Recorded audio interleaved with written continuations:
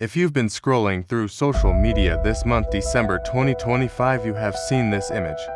It is currently trending alongside Oscar buzz, red carpet interviews, and movie trailers. The film Homebound has captured the world's attention. Critics are calling it a masterpiece of human resilience, but while the world applauds the actors and the director, many have forgotten that the scene on the screen was born from a very real, very quiet tragedy on a dusty road in India. This isn't just a movie plot. The man in that photo is Mohammed Sayyid. The friend dying in his lap is Amrit Kumar. They were not characters in a script.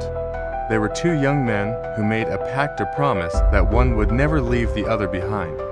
Today, we aren't talking about the box office. We are talking about the true story of Amrit and Sayyid, and the longest walk home. To understand the end of their journey, we have to understand the beginning.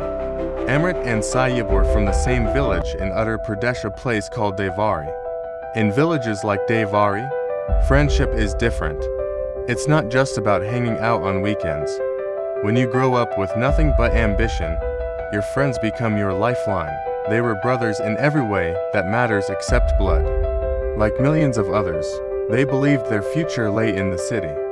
They traveled hundreds of miles to Surat, an industrial hub.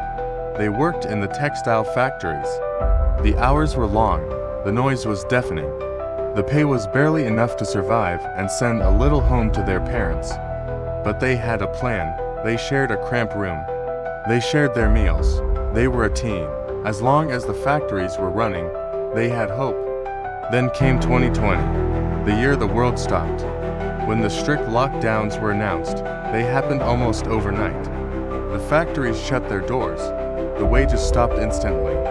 And for migrant workers like Amrit and Sayyid, the city of their dreams suddenly turned into a trap. With no money for rent and food supplies running low, they waited. But the trains weren't running. The buses were grounded. They were stranded in a city that no longer wanted them. Hunger is a powerful motivator. As their savings vanished, a desperate decision was made, not just by them, but by thousands. If the government wouldn't take them home, they would walk.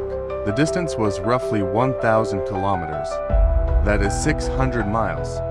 Imagine walking from London to Berlin, or San Francisco to Portland.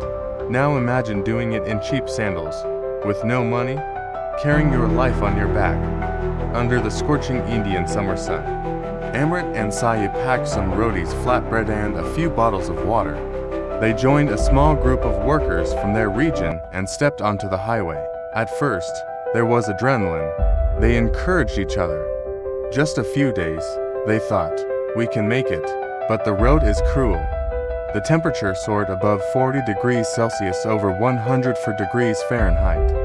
The asphalt radiated heat that melted the soles of their shoes. Water sources were scarce. Shops were closed. They were walking a marathon every single day, fueled only by the hope of seeing their families again. Days turned into a blur of exhaustion. And this is where the tragedy began to unfold. Amrit had not been well even before they left the city.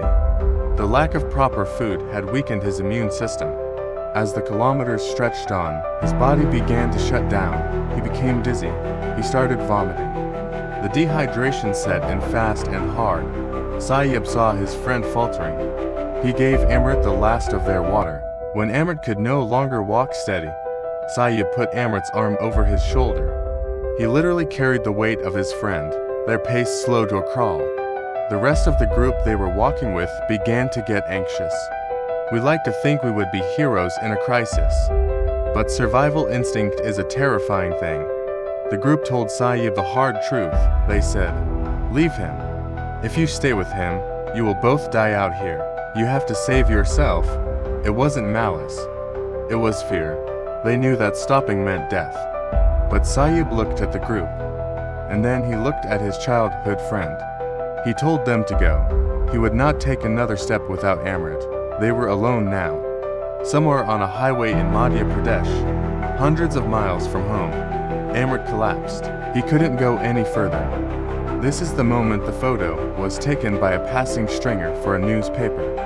Look at the image. It is a modern-day pita. Sayyid sits in the dirt. Amrit's head resting in his lap. Sayyib is trying to shade him from the brutal sun, trying to offer comfort when he has nothing else to give. In that moment, Sayyib wasn't just a friend, he was Amrit's nurse. He was his brother, he was his protector. Cars zoomed past, trucks rumbled by. The world was busy trying to save itself from a virus, while these two boys fought a silent battle against the elements.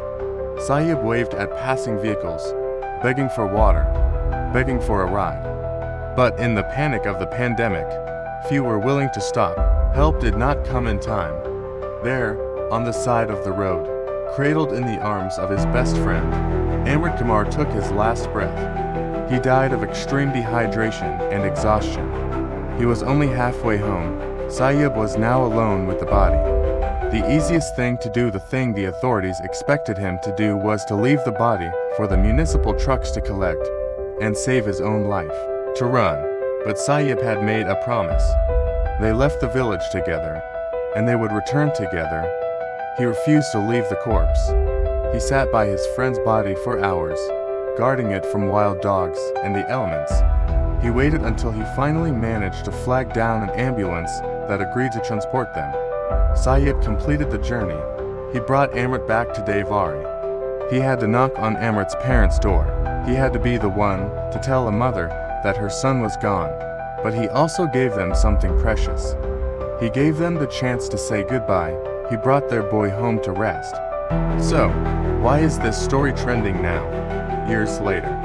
Because the film Homebound has reminded us of what we tried to forget. It is easy to look at the Oscar buzz and the red carpets. But the true power of this story isn't in the cinema. It is in the heart of Mohammed Sayyib. In a world that often tells us to look out for number one, to prioritize our own survival. Sayyib chose loyalty. He chose love. He proved that even when the factories close, when the money runs out, and when the whole world shuts down, our humanity remains. The movie might win the awards, but the real victory belongs to the unbreakable promise of a friend. Thanks for watching. If this story moved you, please share it, not for the algorithm, but to honor their journey. I'll see you in the next one.